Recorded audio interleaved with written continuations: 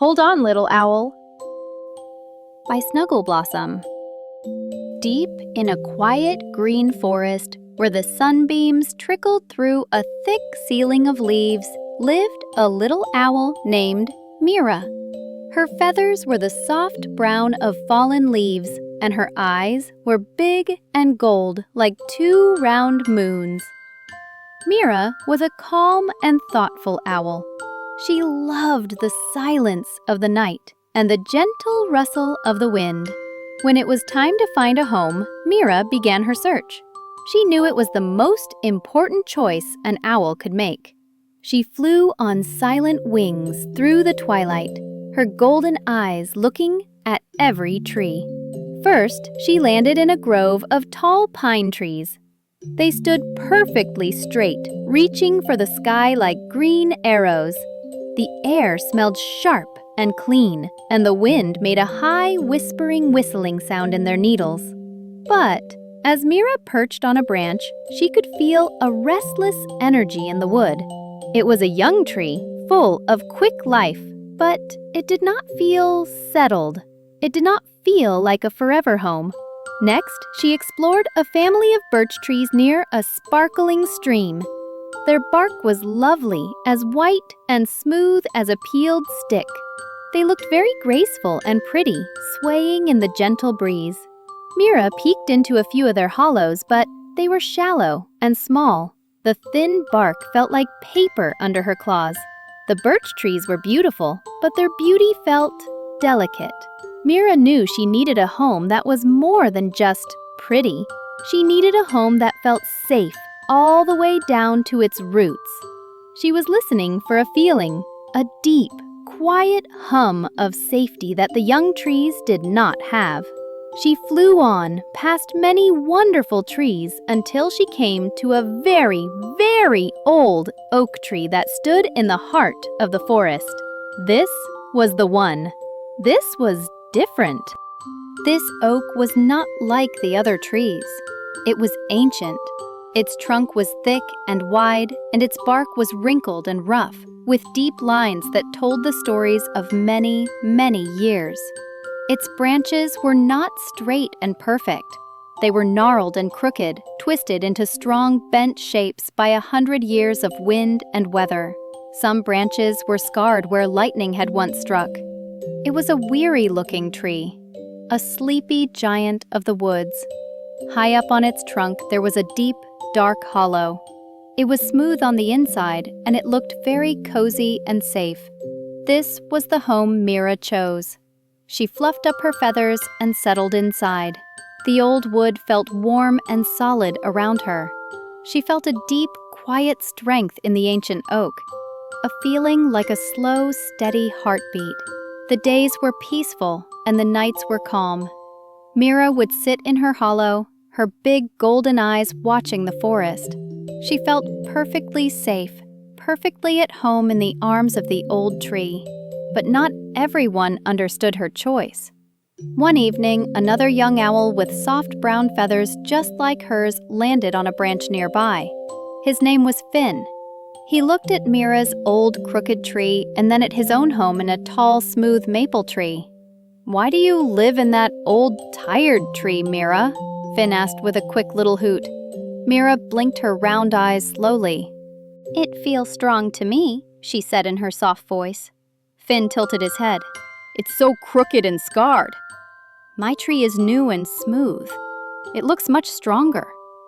Mira looked at the deep lines in the oak's bark. "The scars tell a story," she said quietly. "They tell of all the storms this tree has known." Finn just laughed a quick, light hoo-hoo and zipped away through the twilight, back to his perfect, youthful tree.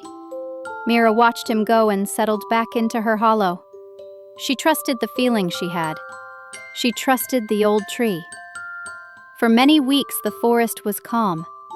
Then one afternoon, a change began. A hush fell over the woods.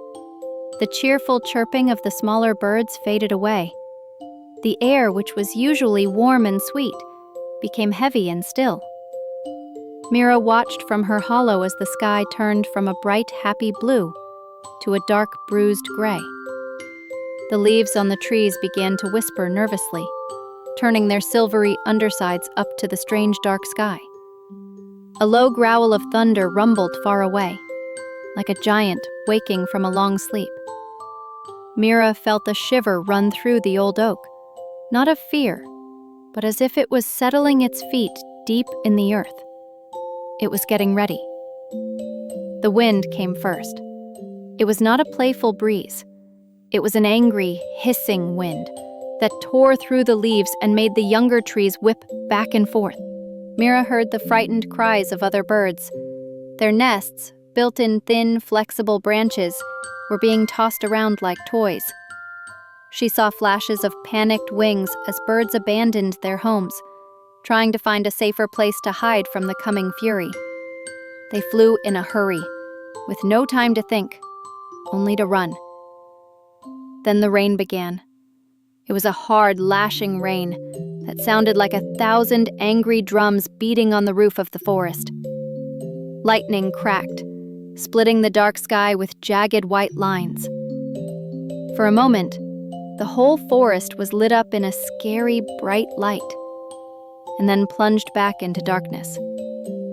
Mira pressed herself deep into her hollow. The old oak began to groan and creak around her.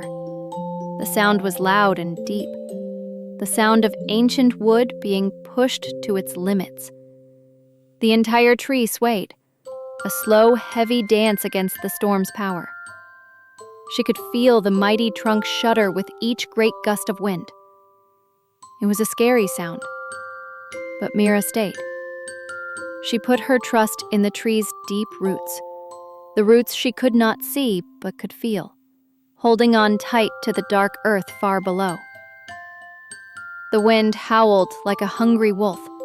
It screamed and pushed and pulled. Mira heard the sharp of a branch breaking somewhere in the forest, followed by a frightened squawk. But the thick, gnarled branches of her oak tree, the ones that looked so crooked and old, wrapped around her hollow like protective arms. They took the worst of the wind, shielding her from its rage. The storm raged for a very long time, but Mira stayed in her home, safe and dry, listening to the old tree's groaning song of endurance. Slowly, very slowly, the storm grew tired. The howling wind softened into a mournful sigh.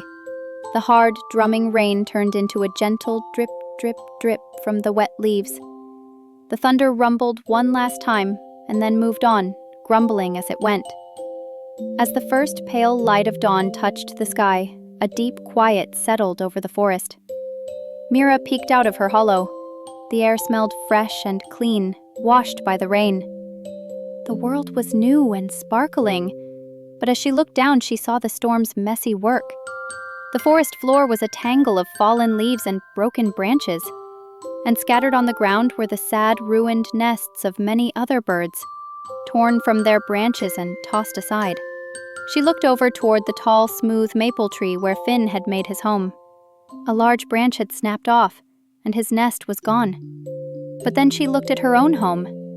The ancient oak was still standing. It was dripping with rain, and a few of its smaller twigs were broken, but it was not bowed. It was not broken. Its deep roots had held. Its strong, scarred branches were still reaching for the sky. It stood firm and unbroken, a quiet king in the morning light. Mira felt a deep sense of gratitude swell in her heart. She understood now. The younger trees, so quick and straight, had bent and broken. The younger birds had been quick to run, but the old oak had stayed. It had faced the storm just as it had faced 100 storms before. Its strength was not in its newness, but in its endurance. From that day on, Mira honored the quiet wisdom of her old, weary tree, knowing that what endures has the greatest strength of all.